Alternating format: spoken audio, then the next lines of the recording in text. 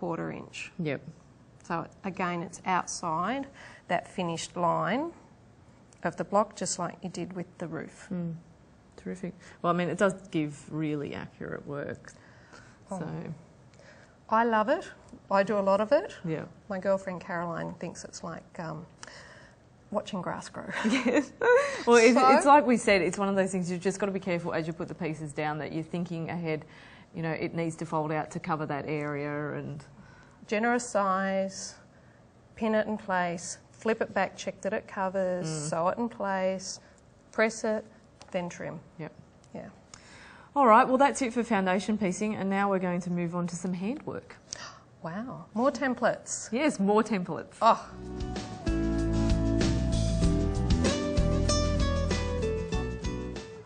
Well, Michelle, the sewing machine's been put away and we're going to do some hand sewing. Oh, I've lost my safety blanket. I know, but I enjoy handwork, so I'll have a bit of a go at this one. We're actually going to share the spotlight, and we've got 2 paper piece projects in the magazine, one by Sue Daly and one by Deborah Louie.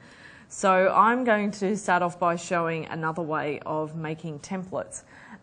So this time, I've got my template sheet here. Now you'll see on the pattern that there's 2 sets of templates for each of the projects. The reason being is that one is the finished size of the piece and the other template is the template with the seam allowance. So we actually need a set of both. So 2 templates this time. Yes, 2 templates. Haven't we made enough yet? I know, we've made a lot. So to make things a bit faster, this is how I made the templates for this project. I'm just cutting them out. I'm splitting the line as I go. And that's quite critical so that you're not making it bigger and bigger. Template bigger and bigger That's and bigger. right. Yep. So we'll just look at how to make one of these. The first quilt I ever made with templates, Claire, was a house block. Oh. The bottom was strip pieced and the top had templates in the roof. Oh, no. You wouldn't employ me as a roof technician, it didn't fit. Oh, whoops. I learnt very quickly how important it was to split the line. Right. Okay, so I've got one of my templates, and this one's the finished size template that we're going to use to make the papers from. So I've got myself some, it's not cardboard, but it's heavier weight paper. Okay. And all I did, got my trusty sticky tape, doubled it over, stuck it on the back. Now you could use glue, but I just had sticky tape handy. And then I'm going to put that down on my heavier paper, and then I'm going to cut exactly on the edge of the first one. Now you could also go along to your local patchwork store and buy these templates already commercially made and save yourself a little time if you have that facility. That's right, and I mean if you're going to look at making Deborah's quilt, then you really don't want to be tracing hundreds of hexagons and cutting them out yourself, because you can go and buy packets of papers, which is far easier. But we will show you at home how to make them if you want to make them yourself. So that's one of my templates. So now it's a bit sturdier because it's got the 2 layers. And then to make more papers, we just trace around it again and again. So. And so you've used the same technique for each of those sizes? Yep, that's right. So just trace around it, and then this one I'm actually going to cut just inside the pencil line to make sure that it is the same size, because like you were saying, if you keep cutting outside the line, you're going to end up with pieces being bigger and bigger and bigger. Yes, I'm just wondering where that house quilt actually ended up. I don't remember it when I moved them all recently.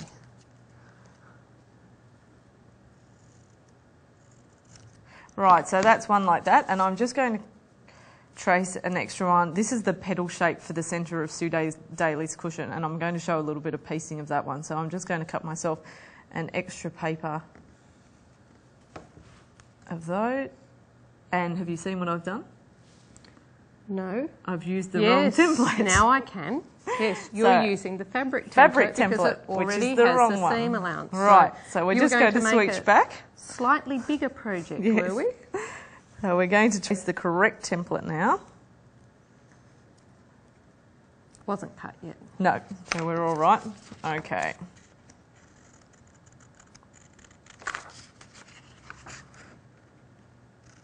So with this one, we've got to deal with a curved edge and a straight edge. Yes. Sue's given us an extra challenge. Oh, it'll be a fun one to sew. Yes. Right, now I have an extra paper now. Okay, so once we've got all the papers cut, the next job is to cut the fabrics. So you can make paper templates the same way as I just did to do the papers.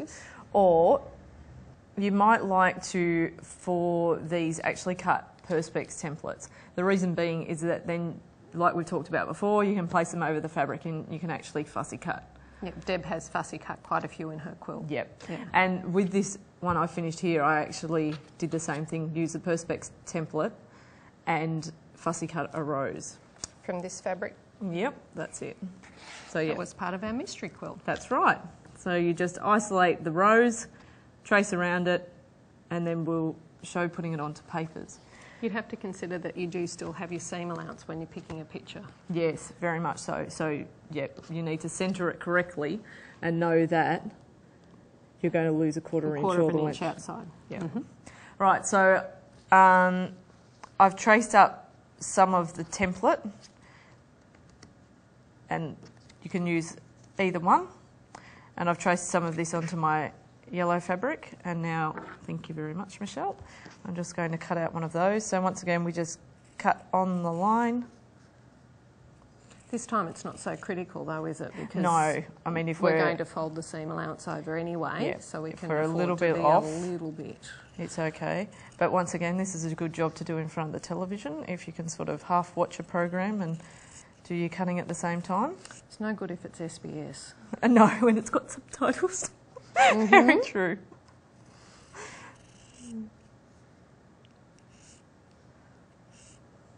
Right. So now I have my piece, and now we're going to tack this onto the paper, which I've put here.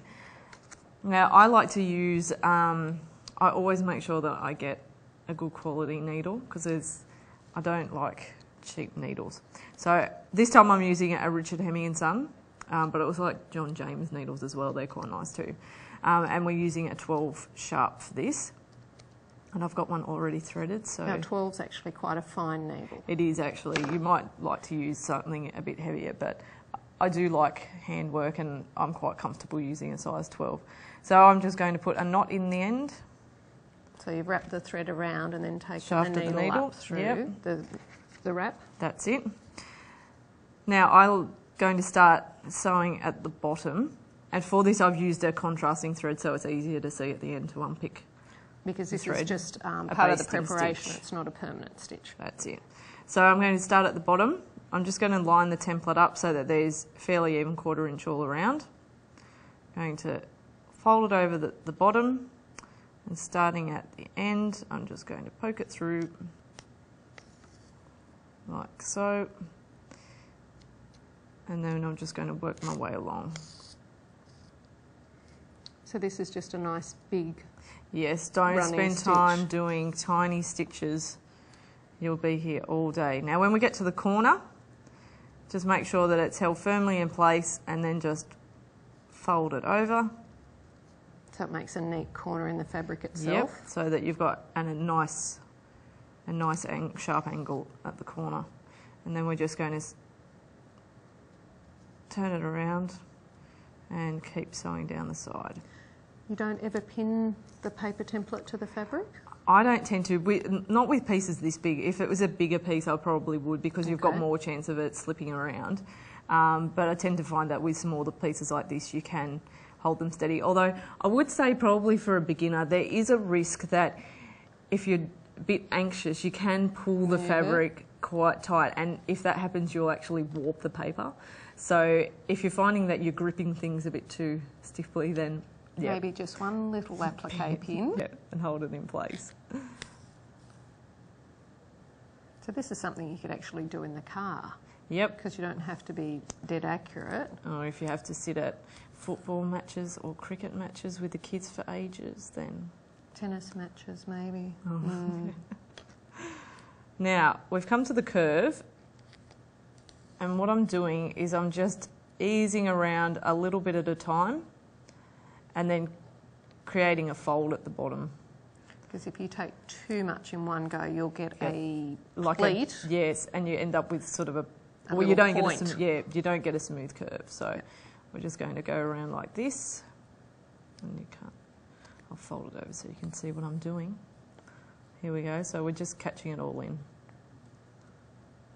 So would you ever find it necessary to put a gathering thread through there?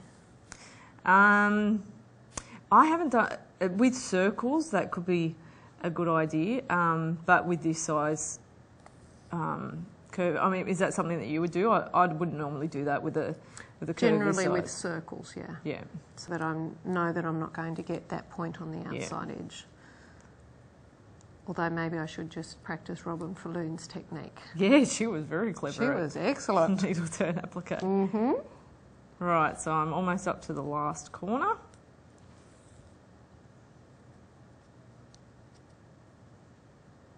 Well, there's only 5 more to go for this flower. Yeah, I've got some prepared early. I did earlier. Okay. Right, so I'm just catching in that corner. There we go. I'm just working down that last side.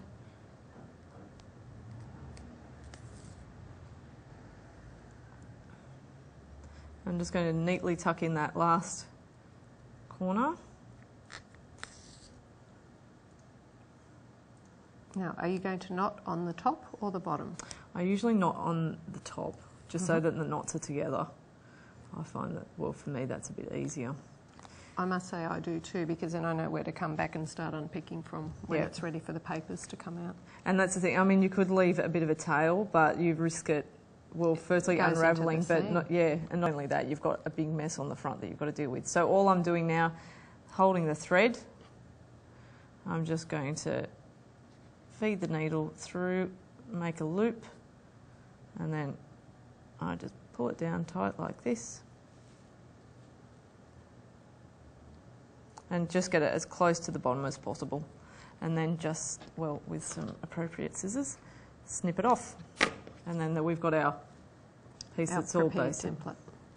Now, to show you how to sew them together, we've got the centre, I'll just move that out of the way. I've got the centre of our flower, and then these are So they're 2 different shapes, Claire? Yep, but they've all sit nicely together to make the flower. So what I'm going to start by showing is the whip stitch to sew the pieces together. So I'm just going to sew in a creamy colour, which is fairly neutral. And I've got a needle threaded here. Yes, I was about to comment that you actually did rethread your needles prior. Yes. We could be sitting here for a while. Size 12, not only does it have a fine shaft, but it has a nice small eye. Yeah. Right, so we're going to get 2 of our pieces. Just going to line them up on the side, flip them over, and now we're going to do some whip stitching. Now, I don't put a knot in the end of my thread at this point because it can cause a bit of a lump. So all we're going to do is just pull it through and just leave a little bit of a tail, and then we're just going to sew over that spot a couple of times to secure the end of the thread.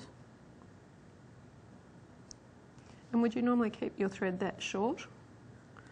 No, I would normally sew with a slightly longer piece of thread, but I don't sew with a terribly long one because I tend to find that with the whip stitching, it's working through the fabric and can catch the papers, and if it's going through a lot of times, it can wear on the thread, and then it'll end up snapping, which is just a drama. So you're better off to, like, even thread a few needles and keep them threaded so that you can just quickly move on to the next one and you're not rethreading all the time. So once we've got the thread secured at the end, then we're just going to work down every few millimetres, putting the needle perpendicular. So you're just catching the very edge of the fabric and not the actual we're just catching that. Ball. Yeah, we're just catching that fold, and we're not actually sewing through the papers.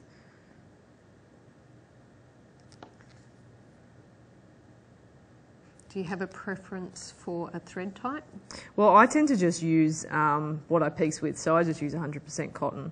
But if you're finding that a bit hard going through the fabric, then you could use sort of more of an applique style thread, some of the Metla threads, or I mean, even if I guess if you wanted to go so far, you could use the silk thread, although it's really personal choice. I must say I find I'm probably a little bit clunkier with a hand needle, as I like my electric needle. Right. That I do like the Metla 60 weight cotton, which is a finer thread. Right. I can hide my stitches a little bit better. So I've come to the end, and I'm just going to catch that in with a couple of stitches at the end to just make sure it's really secure. And then that's our first piece sewn on. So when you look at it, yes, you can see the stitching, but it shouldn't be really obvious. No. And the other thing too is that you need to try and keep the distance between your stitches consistent. Oh, okay. So that's the first petal on. Now what I do is I like to sew all my petals on first, and then I come back and I sew the gaps in between. So I'll just demonstrate sewing the next one. So I'll leave this one folded out, line up the next one, and then just move my needle straight into that next spot. So you're not sewing through all three of the points there at that stage, only right. the two, the new petal and the hexagon centre. That's right. So I would do a couple of stitches quite close together at the end, and then a little bit further apart down the rest of the seam.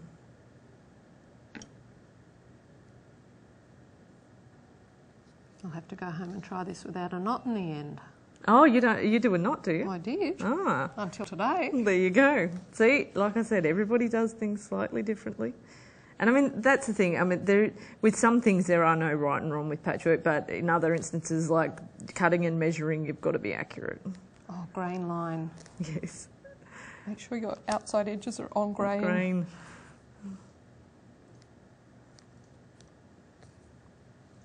Okay, I'm almost at the end here. Gee, Deb's had a few hours hand stitching in her quilt, hasn't she? I know. I admire people who can do a whole paper piece top, because it is very time consuming. But some of us love handwork, so. And I do the same thing at the end. I just do a few stitches over and over in the same spot to hold it tight. And I've obviously caught some paper there because it's just going through a bit stiffly. Would you normally use a thimble or not for this work? No, I usually don't actually. Yep, because you're only catching the thread at it's not the terribly fabric on the hard. edge. It's not normally so hard. Yep. I think it's one of those things as well. It depends how you grip your needle. So I tend not to force it through with the ball of my finger at all. So I pull through rather than push the needle. Yeah, and I sort of grab it more with the shaft. So yeah, personal preference. So I'm just going to trim that off, and I just quickly want to show. I would go around and sew all of the petals on in one hit, and then I would go back and sew these gaps in between. Now, when it comes to doing that, I always like to start from the outermost point, because often if you start from the inside, you can get out of alignment by the time you get to the end. So you can actually push it back into alignment. Yeah. So it is a little bit flexible. Yeah.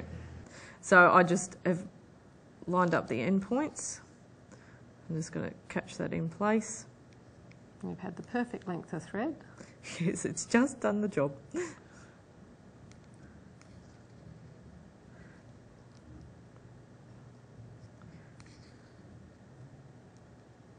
And then we're just going to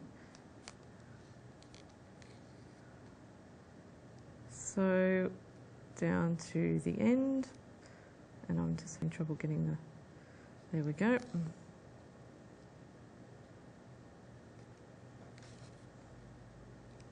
This is something that if you're a bit new to handwork, once you have done this a couple of times, you'll just find that it just gets faster and faster. Unless you're on a bus and it's got too many bendy Bumps. corners. Yes. I mean, this is a paper piecing is a really good portable project, so I guess that's another reason why a lot of people have a project of this manner going. It is for me. I prefer my machine, but I always have some paper piecing to do so that I have something while I'm away. Right, so I've reached the end. I'm just going to snip off the threads, and then that's our pieces put together. So here I've completed a whole flower. And now I'm going to hand over to you to show us how to put these pieces onto backgrounds. To applique them down. Yes, that's right. Okay. So the one that you've made is actually the centre of Sue Daly's Sue's cushion. Yep. But what we have here is actually an edge component of Deborah Louis' quilt. Yep. So it's the same technique whether we're using a central piece or a whole quilt top. Mm-hmm. A quilt top will be harder to line up because there's more of it. Yep. So for this one, we actually want to line up, we can only applique one edge at a time, and it needs to make sure that it's underneath the edge of the fabric, that we're not just going to come right to the very edge, because that would be a very weak point. Yep. So in this case, we've actually got it about a half an inch or halfway through the edge of our applique. Okay. So then we can pin in place. Now these are different pins again. Now we've used a selection of pins Yes. already.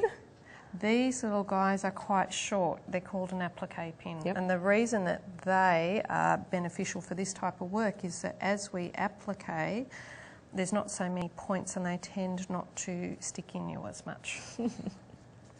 Ask me how I know.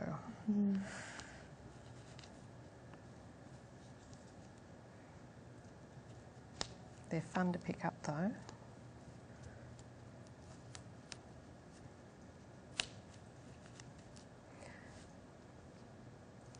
So now for Deb's quilt, at this stage, while she pinned it in place, she then actually basted that edge because it was such a long edge. Yep. If this was a shorter piece, or if I was to do the flower, I'd literally just pin it onto the background and go for it with the little pins. Yep.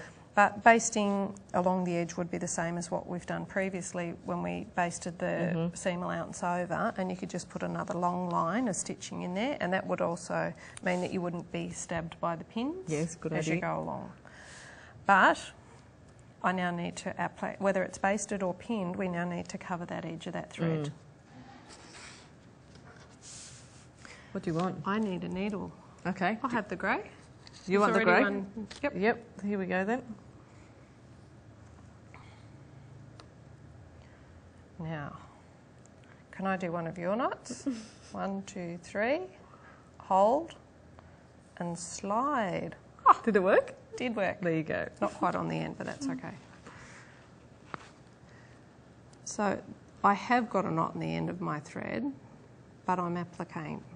What I'm trying to do with this little fine needle is to actually come up. I'm not coming up on this edge because I need that to go underneath on the next edge. So I've just come through the centre of that point on the very edge there, and I will come down this side, the long side of the piece.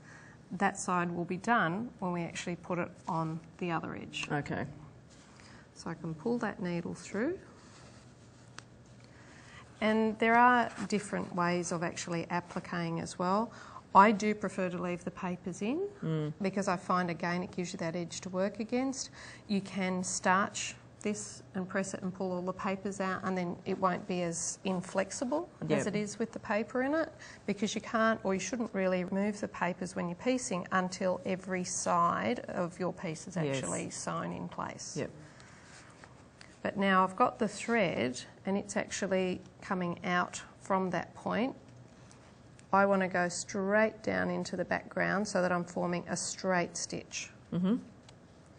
So into the background at that point, then I can slide along until I can pick up the very edge again. So not very far. If you go too far, so I haven't picked up the paper, I'm just in the very edge of the piece.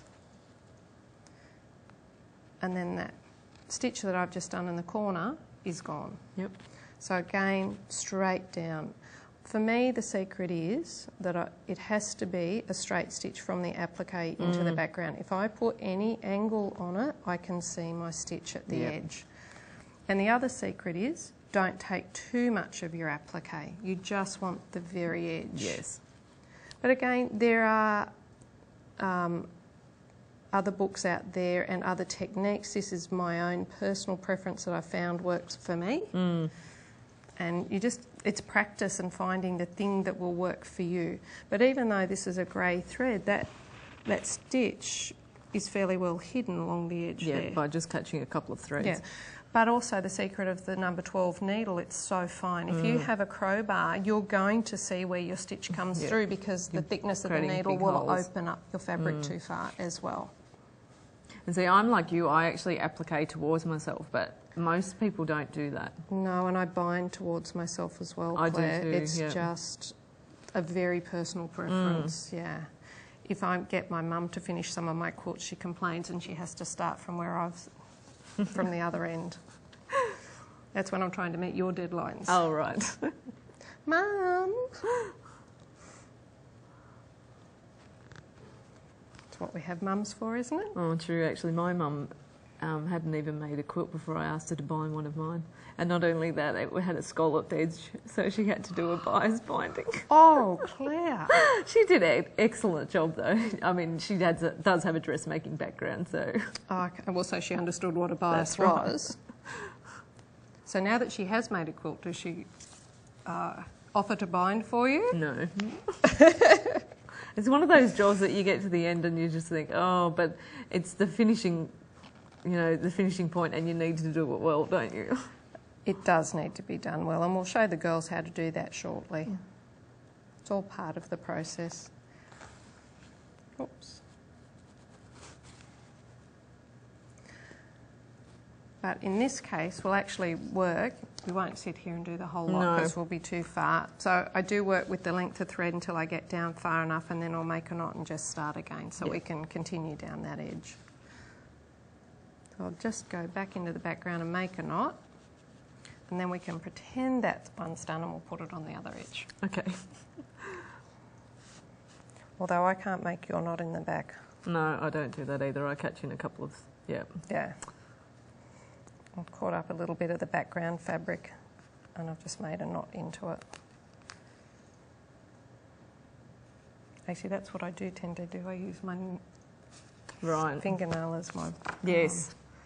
And if you do a lot of sewing, you do get a small fingernail. I have experienced that. Yeah. Okay. So, with that edge all done in place, I can remove that pin. We can line this edge up on here, and we can actually come back afterwards and applique that edge down. So it looks like you've sewn a straight seam, but it's just appliqued. Yeah.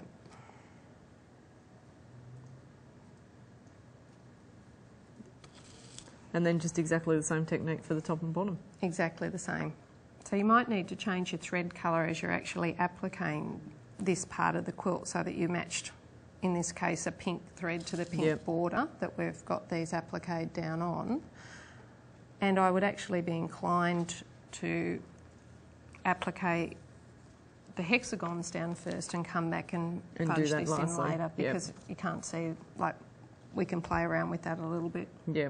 You just have to make sure that you have a decent amount of fabric underneath your hexagon so that you haven't made a weak point in the seam. Yeah, good suggestion.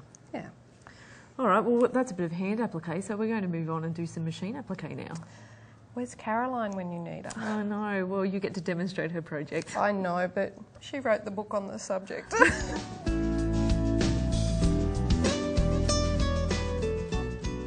There are many ways of appliquing, but today we are looking at two of the most common: fusible web applique completed with a blanket stitch and also a satin stitch.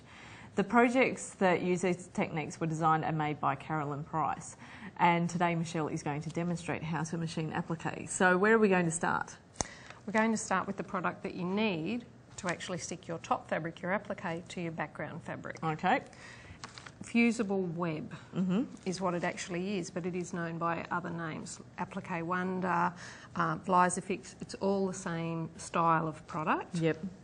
So that what it is, when you purchase it, it looks like a piece of paper. But when you turn it over, you can, once you get it started, actually see that it is actually a film of glue. And so the paper gives you something to actually draw onto and to cut your shapes from. Yep. And then we'll remove the paper and we'll be able to iron that onto the back of the fabric to put down onto the block. Right. So how do we use this product? Okay. So you will have the pattern for your applique in the magazine on the pattern sheet. Caroline's is a nice large piece to actually work on, so that's really good. And you'll find that no matter what the style of fusible web that you have, I will need that one shortly. Right. You can actually see through the paper. Okay. So even the other applique, which is a little bit thicker, you can still see through your solid lines. Okay. With this pattern of Caroline's, she has some curves and some straight lines. So the curved points we can put in with the pencil following the line, but the straight lines I actually do like to put down with the ruler. Okay. Now something else you could do, we're not in the ideal situation here today, but at home if you had to do multiples of these, you would actually tape down the pattern underneath so that it's not going to move as you're drawing it. And you could always even tape down a section of your paper. Okay. So it will actually take you quite a while to actually draw up Caroline's pattern, but as you can see, you can work your way around drawing up the shape onto the paper until you've got the completed pattern. Okay. I actually cut it down a little bit before I put it onto the paper so that I can use maximum space on my fusible web. Yes.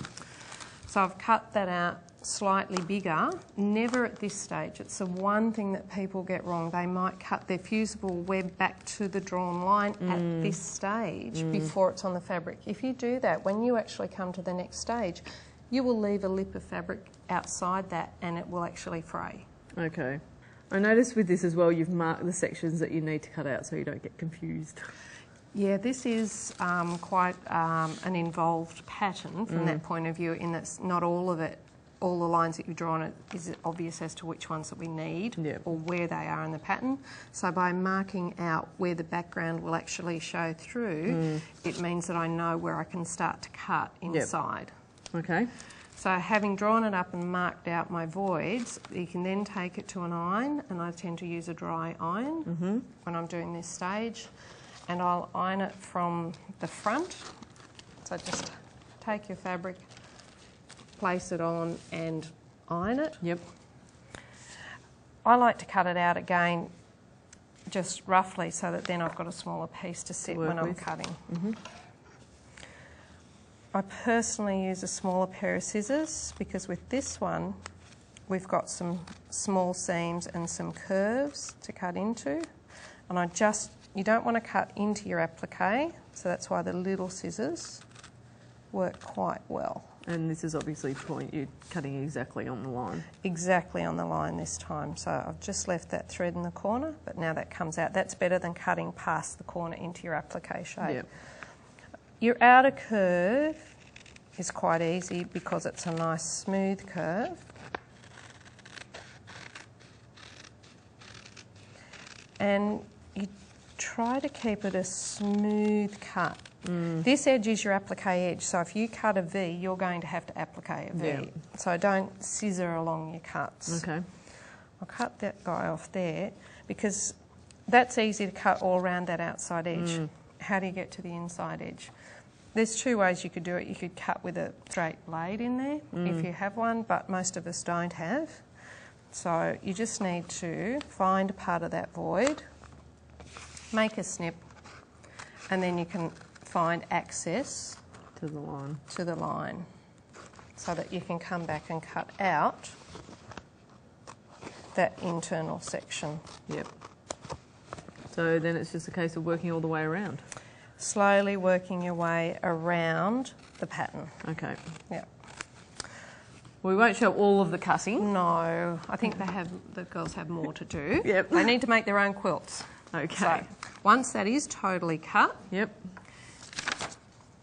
Move all these out of the way for you.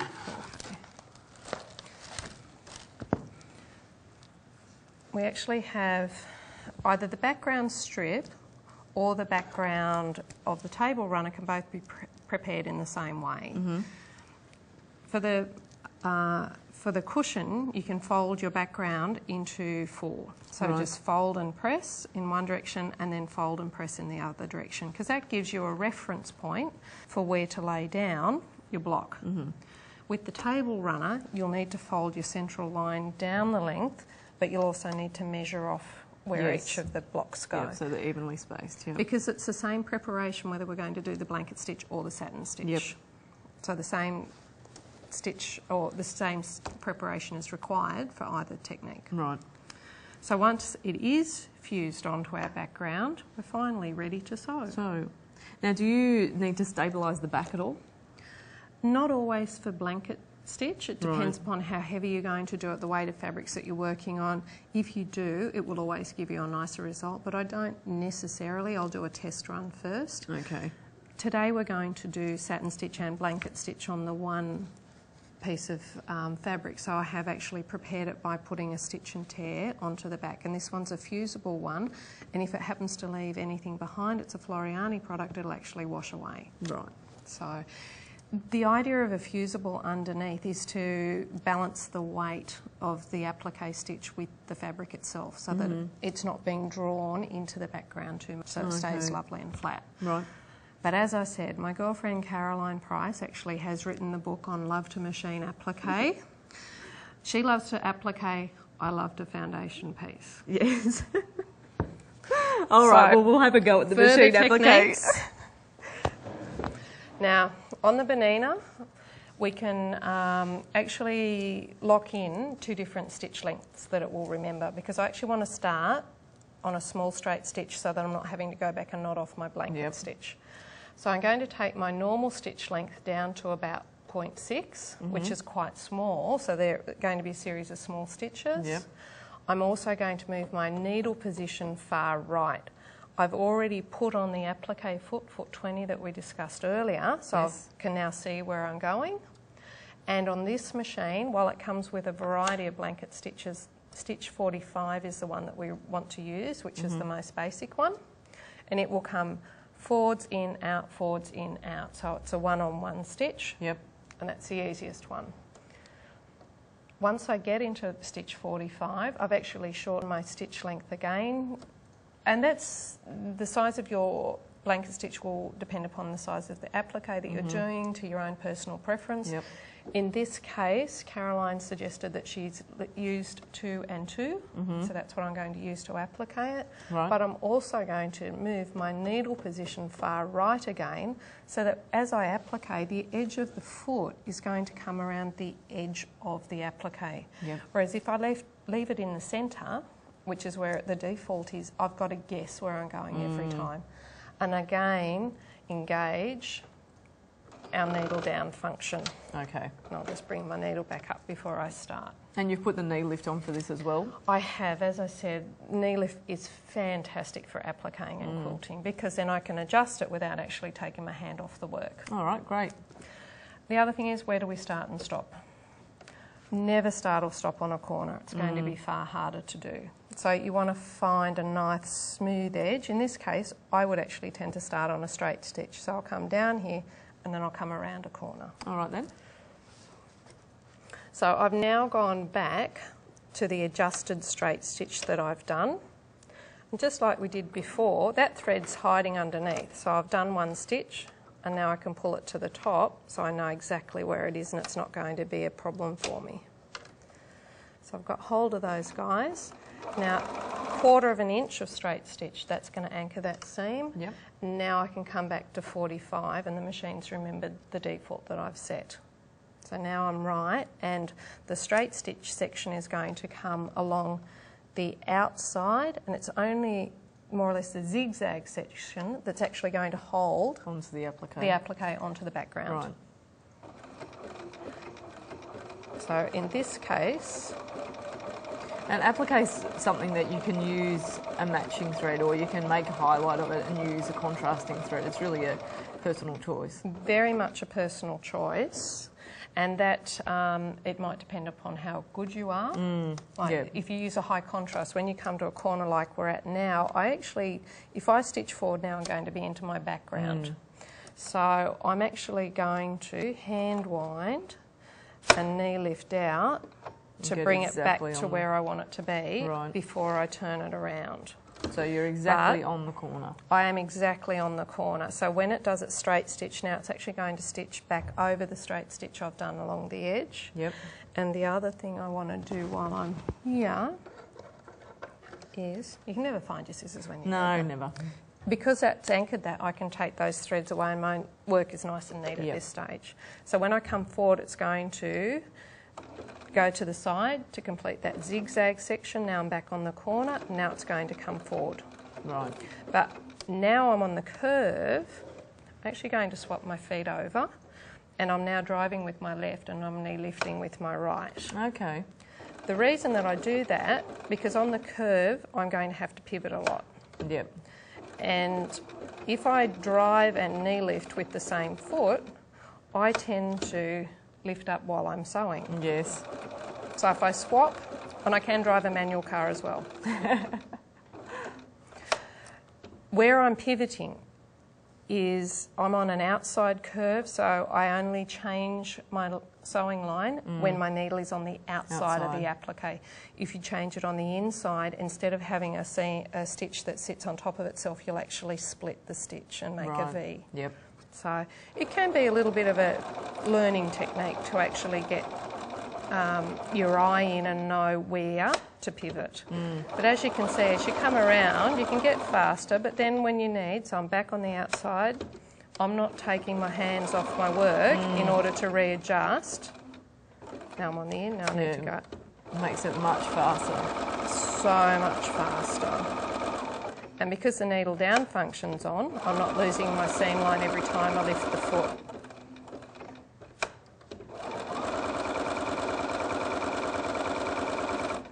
But now, if we pretend I'm back round at the end, because I could sit here quite happily all day and applique the balance of it, to finish off again, we go back to the straight stitch and run it over the edge. Okay, and it'll just disappear. Yeah. Go back to stitch one. My needle hasn't changed position because I've changed my needle in both cases to be far right. So now it's just going to do a series of little stitches. And it's all anchored off. And it's all anchored. Right. And if you anchor those little stitches back over where we've started, you won't even see them. Yep. Yep. All right, well that is blanket stitch, so we'll quickly look at satin stitch. Okay, different kettle of fish. Satin stitch, I mean, I'm actually appliquing now with rayon thread. Again, the choice is yours as to what you use. It happened to be my best colour match for what we were working on today. Right. You can use cotton, you can use rayon, you can use polyester, you can use variegated, you can use solid colours. It will just change the look of your applique. Yep. Always do a test run. Satin stitch is your zigzag. So we want to go to stitch 2. You want to take your length right down, and again the width will vary depending upon what you want to use on the quilt. We'll try 2.2 and 0.6. Whenever somebody gets a new machine, I would actually suggest that I'm actually changing my needle position far right again. Yep. So that I can go back to 1 to start my length again. Yes. When you get a new machine, if you do a set of samples on your machine on calico and write down all your lengths and widths, you can just refer back to that all the time when you start your next applique project. Straight stitch when we start, and then into 2. And again, my needle is not going to change. But now the zigzag, I'm a bit wide, I'll bring it down. It's a lot slower because the stitches are a lot closer. Yep. But the same technique, if you're on the outside and you're on an outside curve, that's when you want to pivot. Now I've come to the end, I've stopped on the outside, so it means that it's going to swing left. So I can now pivot, and this is actually going to swing over where I've just been. Right. Yep.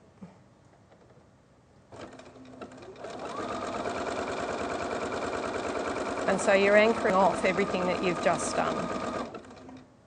Now I'm on the inside, but if I swing round now, you're going to have a gap. I'm going to have a gap, so I've actually got to come a little bit further so that when I swing over, it's now going to swing over the other side. And that's the beauty of being able to use the right side of the foot to line up. You know, if the edge of your foot's in the right spot, then you're okay. That I've lined up. See, I'm a little bit short that time, so I'll go 1, 2. And I'm right to come down the next side. But again, we can come back and finish this off with the small stitch again at the other end. And just run it along the very edge of the work and you won't see it. Right. Yeah. Right, well, it doesn't look too difficult. Preparation again. Yeah. You must have a stabiliser for satin stitch. Yes. Do a test run. Every project that you do, you'll have different weights together, so there is no right or wrong as to the length and the width and even your tension sometimes. Right. I have today put the same thread in the bobbin as on the top, so if I did have a tension issue, I wouldn't really see it. If you were going to do a lot of blanket stitch, you could actually use bobbin fill, which is a finer thread, and it pulls the top thread down further so that you don't see the bobbin. What I have done by default on the machine, and I've forgotten to tell you all, this banana, or a lot of the bananas, have an extra finger on their bobbin, and by threading the thread through it, which I've actually done, it has actually tightened my bobbin tension for me automatically. Oh, right, okay. Yeah. So normally it's not through that finger. Yep. It just comes out of the top of the bobbin, but by feeding it through the finger, it does tighten your bobbin tension, and that way you don't need to play with the top at all. Right. And it's tightened the bobbin, and you're not having to play with your arm screw at all. Okay, terrific. Yeah, so that's something with this machine, but you just have to find on your own machine the right tensions. All right, great. Well, thank you for showing us that. And that's most of the techniques done, except we're going to have a quick look at borders. Borders and miters. All right.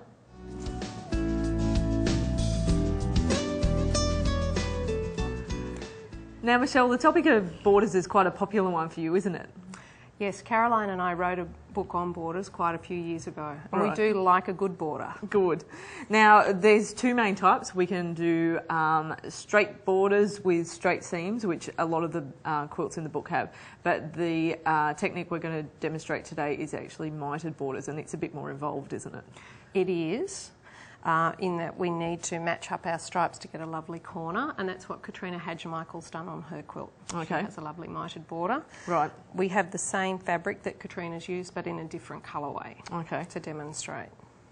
And I mean, this really is the only time we'd use a miter, isn't it? If there was a stripe in the border that we really wanted to match, or a specific border print.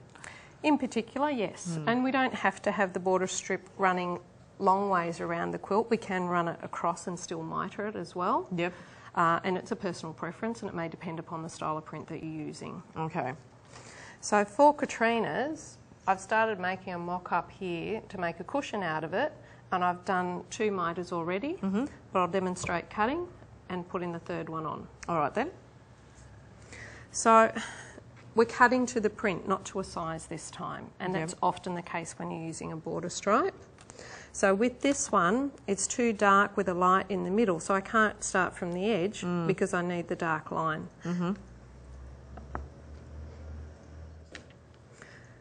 So now the first thing that we have to do is actually cut our border strips. Okay. In this case, we're going 1/4 inch past the black line in this pattern. Right. And we're cutting parallel to the selvage this time. When we demonstrated cutting previously, we actually cut selvage to selvage, which would give us a strip running across this way. Okay. So these are very long strips, and it's very good to do those on your kitchen bench so that you can cut a section, pull it down, cut the next. Yep. So I'll demonstrate this one for you, Claire. And I can't cut the entire length because it doesn't fit on my mat. So I'll cut a portion of the way, gently move it down, and then continue my cut once I get past that. If you find you're having trouble seeing it, move the section that you've already cut so that you know exactly where you're up to. Okay. Okay. So that's a bit of excess. And now you'll always find that you cut one side first and then you've got to trim off the other side. So we do lose a little bit of our print, but the effect is fantastic.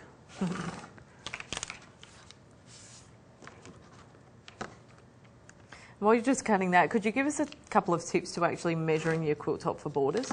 So a lot of people make the mistake of actually measuring the raw edge, and that's not right, is it?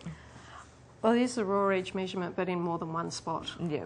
Please measure at least 3 times through the centre of your quilt and make your borders the average of your measurement, so that if there is a little bit of discrepancy in the quilt, you can square it up by the borders, whereas if you just sew your borders on to start with, well, you're actually going to possibly move the quilt further out of whack. Yep. So even a mitered border can be measured.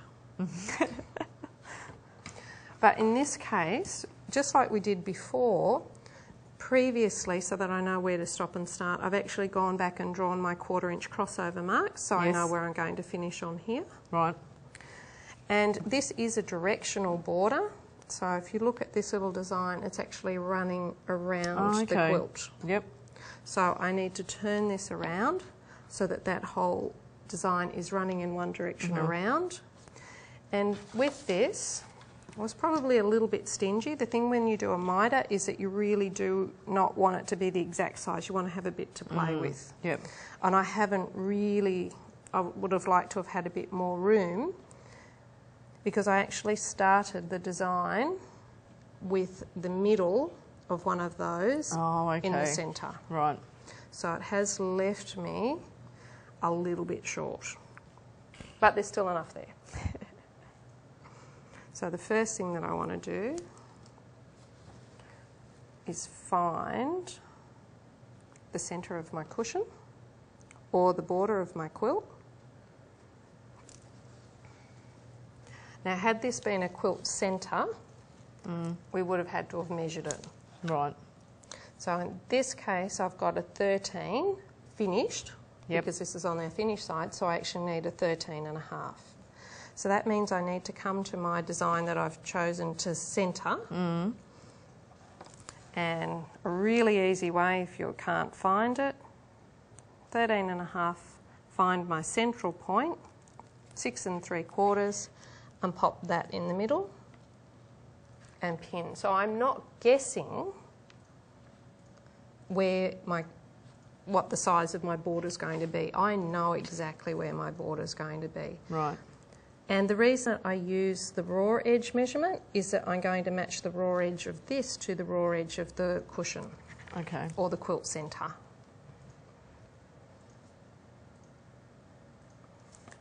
So these are only a reference for size. I'm just going to double check. See, I'm just barely going to have enough to do our miter. We'll be fine. So we've made our measurements. We have a central point and 13.5 raw edge measurement. So now I can measure and match my halfway point with the 2 pins.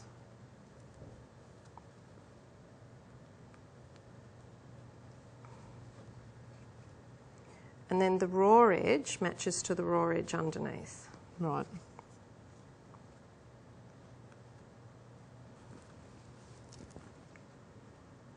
So that we've got exactly the same size every time. Okay. And now, with this on the top, we can actually see where we're going to sew. Okay, so you're saying right on the edge of the black. Yep. Yep. If you would prefer and you feel that you're not sure where you're going to stop, and again, you can always undo a stitch or put another one in. Yep.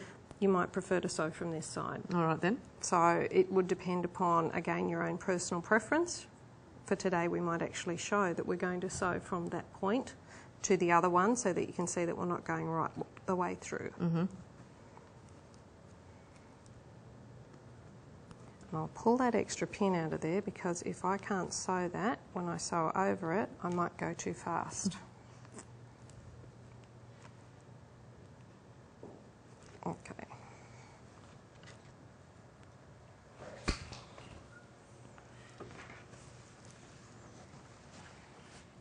So now I've put my machine back to normal. So we're a normal stitch length, needle centred, and my 1/4" foot back on. Right. And you just want to make sure that that is flat underneath there when we start. So it's like the Y seam again, in that we're not sewing right through to the edge of the piece, because we need to be able to move that in order to sew the mutter at the next stage. Okay.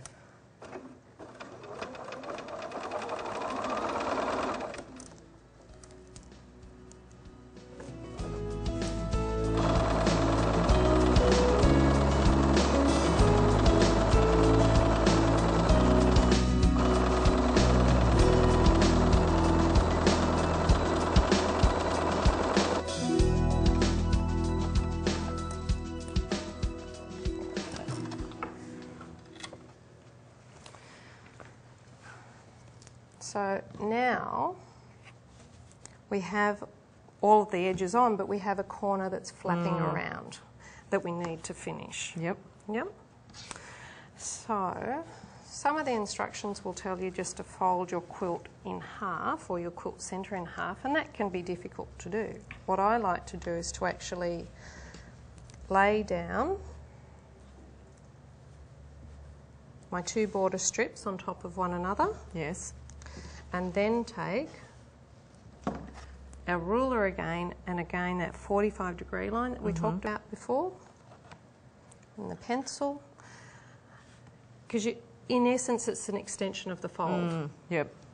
But I like to draw that extension. So the 45 along that outside edge, and move the ruler up until it comes to the very end of the stitching that you've just done. So the intersection of the stitched lines. Yep. But not underneath it. You're sort of at the very end of it. You're not coming up under, or you'll end up with a pinch in the corner. Yes. Yep. Yep. This is a dark fabric, and we've got a HB. A 2B probably would have been a better choice for me to see, just because of the darkness of the print. But that's okay. I can still see my line in there. Now that will be your sewing line? That is the sewing line, not the cutting line, but the sewing line. And in this particular case, it's really critical that the lines that you go through and match. So I've matched up where the red meets the black, and I've checked underneath, and I'm actually a little bit high. So I'm getting better. Well, they move. I mean, and they've not actually been lined up previous to this. So I find if you can go between the prints, where the print lines are, and I don't guess, I pin right down. See, that one again went high. It needed to sit down. Now I'm black to black. Okay. So it's lovely that there is a lot of definition between the colours so that we can actually see. Yeah, there's a really good contrast. Yep. And I often find if I start in the centre that the bulk won't allow the foot to get in there, so I'll actually sew from the outside in. Then. And just like we did before, I'll actually baste it. Okay. To go over the pins. Yep. Like we did with the points. And just check that all of the designs are aligning? Yes. Yep. Yep. It's easier to get it to jump over the pins. It's not going to push it off the sewing line. So the stripes are more likely to end up in the position that I want them to be. The pin heads this time and working on the diagonal, I am actually going to remove them as I come along. Yep. If it's in my way, if I can get over it, I will. Because my preference is to leave them there so that it doesn't move.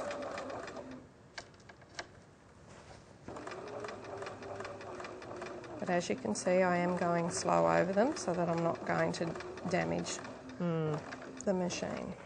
And I've stopped right at the very end of the previous stitching line. Okay. So now, did the magic work? Let's see. There you are. Very well done. Beautiful corner, and there's no pinch. pleat in the centre. Yep. And it's a lovely, if we lay the ruler down on that, you'll find that that is square. But all the lines are lining up. And because we centred the design, it actually comes into the same section. So you've really got nicely. something coming around the corner That's evenly. fantastic. Yeah. So and clever. It's not hard. Again, it's taking the preparation. Yeah, attention to detail. That's only the basting line, so you would come back and put your normal sewing line on. And again, I've left those tails that I would come back and tie those off at the end. Right. So that it stops that opening up. And then once you've sewn your actual line, I assume you just come back and trim off? Trim that back. Yep. Here's one we prepared earlier. Okay. I'm a machine quilter. I tend to cut it back to a generous quarter, not to a quarter, and I don't press it open. I like to have a ditch to sew in, so I have pressed it to one side. In this case, there's no bulk either way, so it could be pressed in either direction. It was just I felt that it was nicer to go in for this particular project. Now, once all the borders are on the quilt, it's time to quilt, so we'll quickly talk about quilting. Oh, gee, there's quilting, Claire. We're going to do hand, machine, commercial or domestic. We'll just briefly discuss them all. Okay.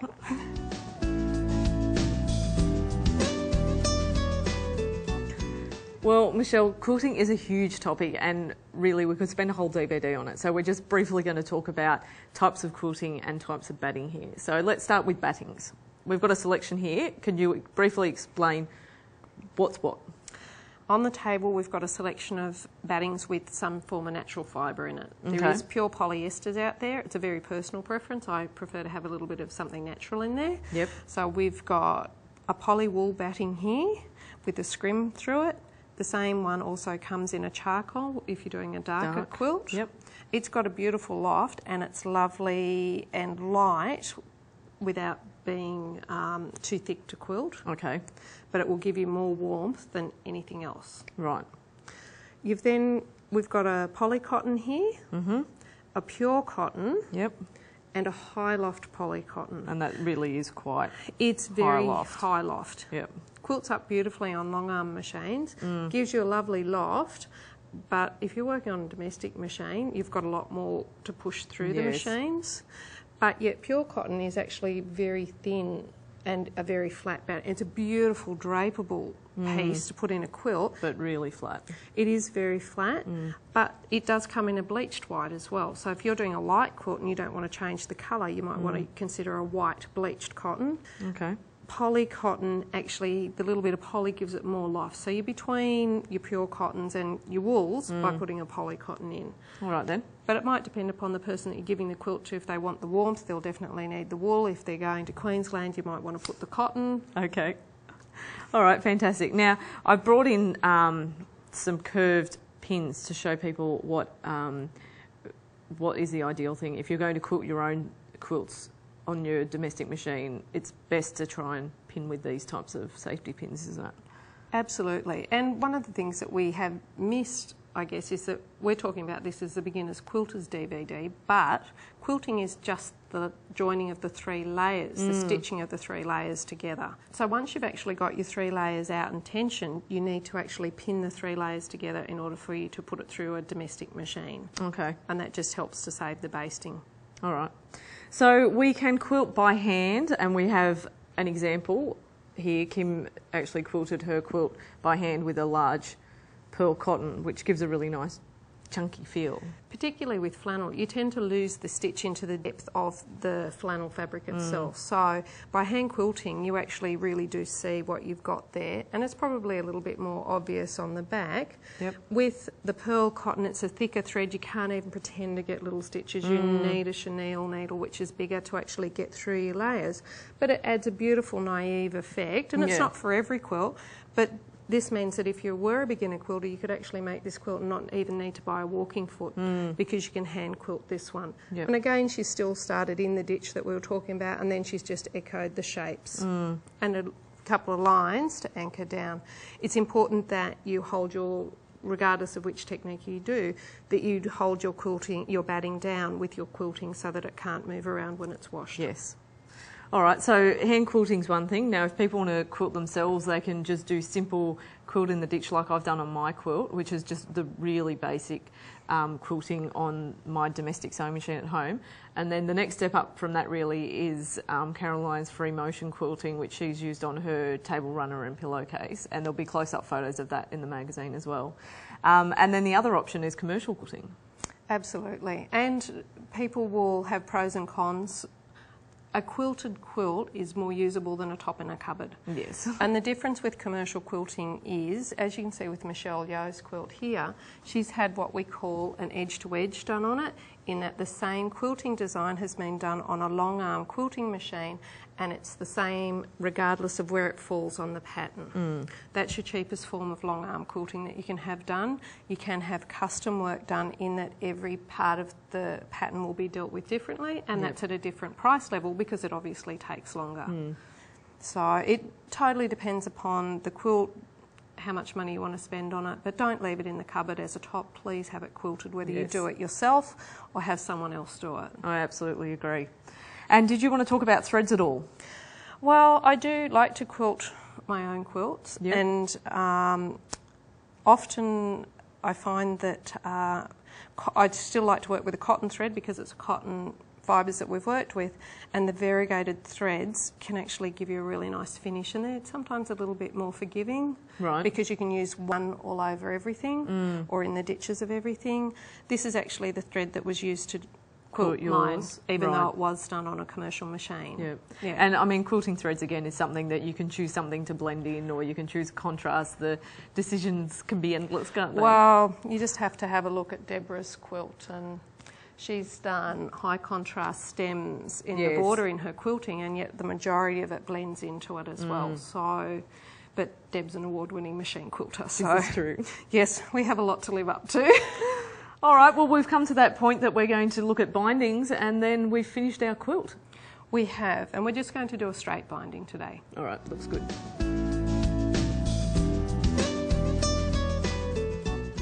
Well, we finally reached the final stage in quilt making, and that is the binding. Yes, we've pieced, we've quilted, now we need to bind. Right, what do we need to do? In all our quilts in this book, they're all straight edge, so we only need a straight of grain binding. So the binding strips are cut as we did way back in the beginning, but we need to join. In all cases except for a stripe, I join on a 45 degree, because in doing that, that's actually going to move the bulk over a bigger area. If it was a stripe, I would actually straight join it because I don't want to disturb the print. Okay. So again, that 45 that we've talked about all day gets put down. It's a short cut, and I'll cut towards myself just because of where we are today. Normally I would turn it round. You can lay them, as long as you lay them all right side up, you can cut multiples at one time. You'll find that they will lock into one another when they turn around. Right, okay. So at 2.5 inches, which this binding is cut, it's going to distribute the bulk over 2.5 inches. The thing is, when we actually come to sew them together, you need to offset the edge. So where those two form that nice 90-degree corner, that's where your stitch needs to go through, so that will give you a straight edge at the next stage. Okay. So we make a continuous length around the quilt. Right. Here's one I've prepared earlier. This is still only half the length for this quilt of mine. All right then. The edge that we just cut, I've folded under to give myself a finished edge, and then I've folded the entire length in half. Okay. Then it's ready to go onto the quilt. Yep. The idea of this piece is that when I get back around to the other end, I can simply tuck the balance of one inside the other, and I don't have to have an exact length of binding. Yep. So you can cut off anything extra and you just tuck one inside the other. Okay. The fun part is that we always say, mitre your corners as you go. How do we mitre that corner? Yep. Okay. All right, so we're going to demonstrate a corner. A corner. All right then. Now, you haven't trimmed your quilt top first? I haven't. This has been commercially quilted for me. Yes. It's still got its excess on. Mm-hmm. It does have a basting line in here, but when you do it on a domestic machine, you don't always get that. Mm-hmm. My own personal preference is to actually leave that excess on to sew my binding off onto this, and then trim this away afterwards. All right. It stops the backing possibly moving away underneath and ending up pleating. Okay then. Yep. So my own personal preference, leave it on there. Yep. The folded edge that we've prepared, this quilt is the same on all four sides. It doesn't make any difference. There's no top and a bottom. Mm-hmm. If I had a quilt that was a top and a bottom, I would actually put the join at the bottom. Yes. And try where possible to offset that the join between the strips doesn't end up on the corner, because it will make it harder to make the fold. Because we want to come back and actually tuck something in, I'm not going to start sewing from the end. Yep. I'm going to put one pin only, about an inch down. That's where I'm going to start sewing. And when you get back round to the other end, I actually put one pin underneath just so that that doesn't fold. Yep. So that's actually at the end where you just want to tuck. That's the only bit that's going to be free. All right then. Okay. So now I've already set the machine up with the walking foot. Yep. You've got the bulk of this. You can't really sew it on without the walking foot. Yes. Yep, use the same It just foot. makes it so much harder. It's quilting. Now, you don't pin any of this in place, you just work around the quilt? I personally just work around the quilt. Yeah, I tend to do that too. I don't like to pin it all around. No, I end up having to move the pins anyway. Yes. So again, check that that excess is straight. Yep. And you'll just have to work out on your own foot where your 1/4 inch is. And on this one I need to move my needle position over, and then I can run the opening of the foot. Okay. Yeah. As long as you're consistent, it really doesn't matter. Yeah. Because then we can either trim more or less of the batting. Right. But if we talk about it being 1/4 inch, that would be the general rule that we've allowed. I'm going to sew over that again at the end, so I haven't done any finishing at this stage. And it's a normal stitch length. So I'm lining up the raw edge of the binding that I've made with the raw edge of the quilt, and then the part of the foot that I'm now using as my 1/4 inch measurement. Okay. And we can just sew down. And again, I can use my knee lift to adjust. The needle down function is still on.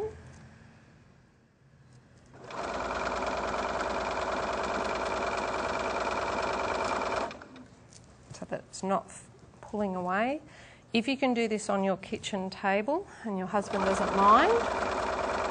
Something to hold the bulk of the quilt. Absolutely, yeah. Otherwise you're fighting and trying to hold the bulk of the quilt in place. Yes.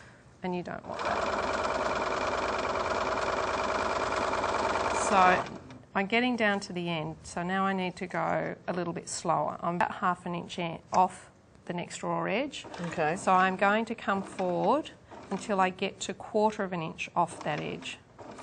Now, in doing that, I might have to audition it and see, okay, I'm lucky. Well, I've done it a bit so I can gauge it, but I've now got that same line visually lining up with the raw edge of the next side. Yep. I'm going to hold down the reverse button and I'm going to reverse right off. And this is the other thing, if you've got nothing here, you've got nothing to reverse onto either. Okay. So this will actually go better because we can reverse away. Yep. The binding strip now, we take the fold, take it up towards the top and realign the raw edge with the new raw edge. So I'm just lining up those two folded edges on the inside. It's sitting 90 degrees to the previous fold. The new fold I've created is matched to the top raw edge and the raw edge of the binding with the new side. And you should be able to feel that there's a 45 therefore running. You should. Yeah. If these two don't sit flat together here, it won't be a 45 underneath, and it's that simple. As it's coming forward, it's pushed that a little bit, so I'll just lift that up to realign it. And that's just to do with the bulk. And then you're right to continue down until you get to the next corner.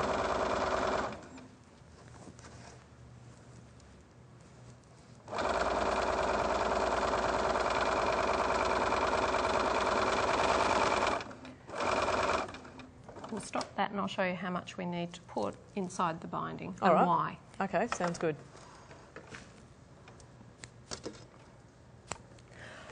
One thing I did do automatically was I used a matching thread when I did my binding because I do find that that's a nice thing, and if you put any stress you don't want to see a different colour. Yep. Yeah. I've also used a really wild backing fabric very wild. because I knew I was going to have multiple colours in my quilting on the front, so my backing, multiple coloured like my quilting threads. Yep. This binding was cut at 2.5. If I cut everything right back to the edge of the quilt, I'm actually not going to leave anything in my binding and it'll be really flimsy. Yes. So at 2.5, I leave 1/4 inch of backing That's and what batting. I tend to do as well. And I do use my rotary cutter, but I would have liked to have had an old blade. Okay. I'll cut that off there. Because then, there is one little trick. The corners are bulky. So if I cut that away, I do actually cut the corner off. Yep. So that what happens now is that binding rolls over, it's totally filled by that excess, and you match, well unfortunately I've done a good match, but you can't see it. The folded edge of the binding is now going to match up with the line of stitching that attached it, and you're going to slip stitch that in place. All right. I'll come down to the corner. I'll put a pin there, but on the corner it's the same thing in that you'll stitch down to that point,